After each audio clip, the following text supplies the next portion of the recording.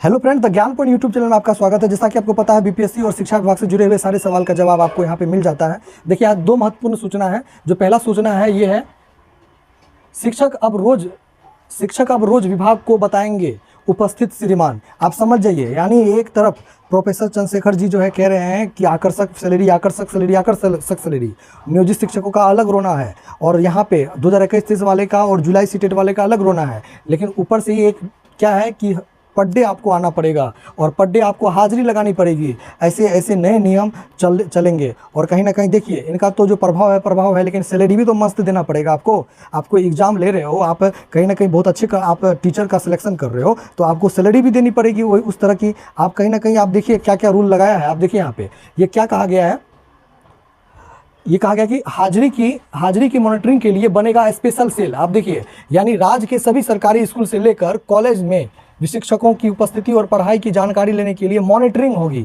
यानी सब दिन का मॉनिटरिंग आपको होगा। आप तो पहले सिलेक्शन तो लीजिए, जब आप सिलेक्शन लीजिएगा तब आपका देखिए कि मॉनिटरिंग कैसा करेगा। हाजिर आपको सैलरी क्या मिला तो वो तो भगवान ही जानता है, लेकिन आगे देखिए, आगे मॉनिटरिंग आपको बड़ी टाइट की जाएगी। शिक्षा विभाग के अपर मुख्य सचिव के पाठक ने गुरुवार को कार्यभार संभाला। देखिए के पाठक है, ये पाठक जी जो है मॉनिटरिंग टाइट करेंगे, और बहुत अच्छी बात है, मॉनिटरिंग टाइट करनी चाहिए। हम तो कहते हैं कि एक्स्ट्रा और डाल दे, लेकिन भाई सैलरी तो बढ़िया दोगे। आप सैलरी उस तरह से दीजिए। आप बीपीएससी एग्जाम ले रही है और सैलरी आप दे रहे हो एक चपरासी का सैलरी, तो ये कहीं सही नहीं है। आप देखिए, मॉनिटरिंग करिए, बच्चों को भी पढ़ाना पड़ेगा और बहुत तन मन धन से पढ़ाना पड़ेगा। स्कूल में रोज आना है, लेकिन सैलरी उस हिसाब से दें तो टीचर को भी लगता है कि नहीं, हाँ मेरे साथ न्याय हुआ है। आगे देखिए क्या बातें हैं। अधिकारियों को शिक्षकों की उपस्थिति का रोजाना मॉनिटरिंग का टास्क सौंपा। सभी जिले के डीओ और डीपीओ के साथ वीडियो कॉन्फ्रेंस करके बैठक भी कर दिया। देखिए, नया पाठक जी आए हैं तो कुछ नया चीज़ तो करेंगे ही, उसमें एक मॉनिटरिंग होगा। यानी आपका जब सिलेक्शन हो जाएगा तो तब देखिएगा कि तब कौन सा। देखिए, जो सरकार का नियम है कि जनगणना में इस टीचर को जाना है, तो वो तो नियम तो बना हुआ है, कानून बना हुआ है, लेकिन कहने का मतलब है इसके अलावा भी बहुत सारे ऐसे काम होते हैं जो टीचर को दे दिया जाता है। इस सबसे कहीं ना कहीं भार तो हटाओ, तभी तो बच्चे को सही से पढ़ा पाएगा। डीओ डीपीओ से अपर मुख्य सचिव लेंगे जानकारी। प्रतिदिन कितने स्कूल का निरीक्षण किया गया, कहाँ कितने शिक्षक होंगे, यानी डीओ डीपीओ को भी नहीं छोड़ा जाएगा। उससे भी कहीं ना कहीं इस बात का ये लिया जाएगा कि आज आपने कितने स्कूल का निरीक्षण किया, यानी पूरा मामला टाइट रहेगा। ये बात समझ लीजिए। चलिए, बड़ी बढ़िया बात है। लेकिन जो बढ़िया न्यूज़ है वो ये है इसको थोड़ा जूम। तकनीकी शिक्षा संस्कृत और पाली डिग्री वाले भी बनेंगे शिक्षक। विभाग ने जारी किया संशोधित अधिसूचना। आपको पता है कि आपका जो है संशोधन हो गया है, यानी ये नित्य प्रतिदिन नए अपडेट आपको मिलते जा रहे हैं। अपडेट क्या है कि जो तकनीकी शिक्षा वाला है वो 1 to 5 में नहीं भर सकता था, आप भी जानते हो, लेकिन अब कहीं ना कहीं उनको हरी झंडी दे दिया गया है। और संशोधित अधिसूचना में ये कह दिया गया है कि अब तकनीकी शिक्षा की डिग्री और संस्कृत पाली डिग्री वाले भी समान विषय के शिक्षक बनेंगे। समान विषय के 1 to 5 के शिक्षक बनेंगे। विभाग ने गुरुवार को शिक्षक नियुक्ति संबंधी संशोधित अधिसूचना जारी की। 19 मई को जारी अधिसूचना में समकक्ष तकनीकी शिक्षा डिग्री और संस्कृत पाली डिग्री वाले शिक्षक नियुक्ति के लिए योग्य नहीं माना गया था, लेकिन 11th और 12th में गणित शिक्षक के लिए योग्यता में स्नातक स्तर पर गणित के साथ 2 विषयों में से एक विषय स्नातक स्तर पर कंप्यूटर साइंस में और बीसीए की योग्यता को भी मान्यता दी गई। यानी कंप्यूटर शिक्षक वाले को भी कहीं ना कहीं मान्यता दी गई है कि अगर आप कहीं ना कहीं मैथ है तो आप कर ले सकते हो। गणित के साथ 2 विषयों में से एक विषय स्नातक स्तर पर कंप्यूटर साइंस में बीसीए की योग्यता भी मान्यता दे दी गई है। तो ये 11th 12th में भी कहीं ना कहीं बीसीए वाले को फायदा है, और तकनीकी शिक्षा वाले को तो बल्ले बल्ले है। आप समान शिक्षक बनिए 1 to 5 में कंपटीशन पूरा टाइट हो जाएगा, और बहुत ज़्यादा कंपटीशन टाइट होगा। आप समझिए क्यों, क्योंकि आप समझिए, मैं आपको बताऊंगा, इस पर कम से कम 6 लाख के आसपास आदमी फाइट करेगा। आप समझिए, 6 लाख आदमी 1 to 5 में फाइट करेगा। 11th 12th वाला भी चाहता है कि हमको 1 to 5 में हो जाए। क्या है, 1 to 5 में सोचता है कि कम पढ़ना पड़ेगा, सिलेक्शन जल्दी हो जाएगा। 11th 12th में जो है बहुत सारी समस्याएं है। 11th 12th का जो है सिलेबस भी समझ में नहीं आ रहा है लोगों को। तो आप समझिए, एक चीज़ आप समझिए कि कंपटीशन पूरा टाइट रहेगा। अब मार्केट तो इसका बन गया है, आप भी जानते हैं। तो चलिए देखिए, तो ये बात तकनीकी शिक्षा वालों के लिए तो बल्ले बल्ले तो हो ही गया, लेकिन एक जो महत्वपूर्ण सूचना और है मैं वो आपको दिखा रहा हूँ।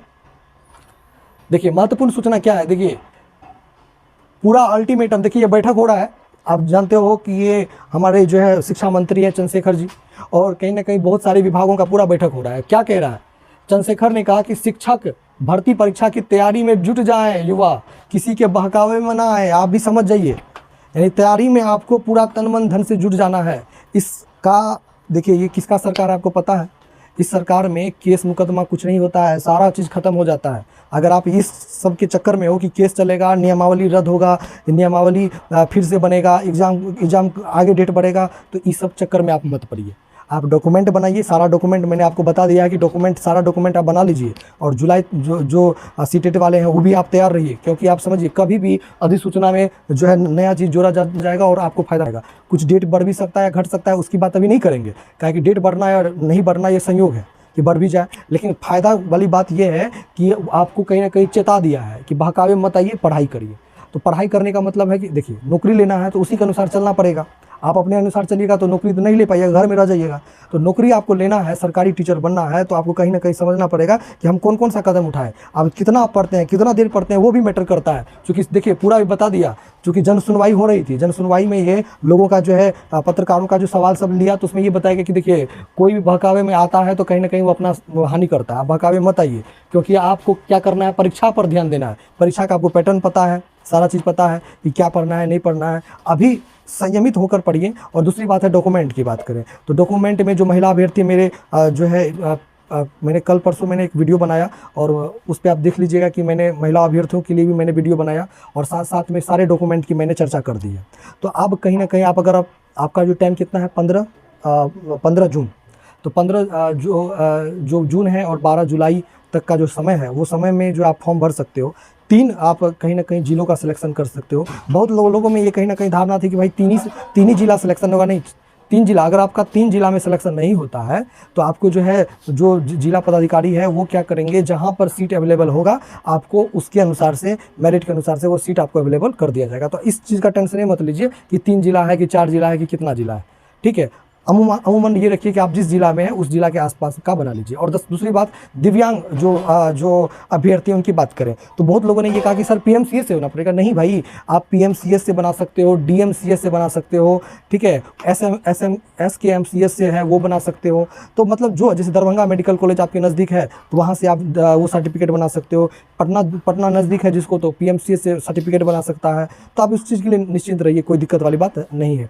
तो आप कहीं ना कहीं पढ़ाई पर ध्यान दीजिए। और साथ में मैं आपको बता दूं, चैनल को सब्सक्राइब भी कर लीजिए, क्योंकि बहुत मेरे वीडियो को तो देखें लेकिन आप लोग सब्सक्राइब नहीं करते हैं, तो जिससे मोटिव हमको नहीं मिल पाता है। तो हमको मोटिव भी रखिए ताकि हम आपको जो है अपडेट देते रहें और आपकी तैयारी को हम आगे बढ़ाते रहें। साथ ही मैं आपको बता दूं कि हिस्ट्री से और मैथ का जो बहुत सारा जो है जो वीडियो पड़ा हुआ है, ठीक है, उसको वीडियो देखिए। और वीडियो के साथ साथ पीडीएफ भी है, यानी इससे पहले मैंने एक हिस्ट्री का वीडियो बनाया है बौद्ध धर्म से रिलेटेड, उनका पीडीएफ भी होगा। आप डिस्क्रिप्शन में जाके वो पीडीएफ आप डाउनलोड कर सकते हैं। तो इसी तरह से हम समझ सकते हैं कि आपको सूचना दे दिए हैं, और जो सूचना आएगी तो हम आपको बताएंगे। तो लाइक करिए, सब्सक्राइब करिए और शेयर करिए।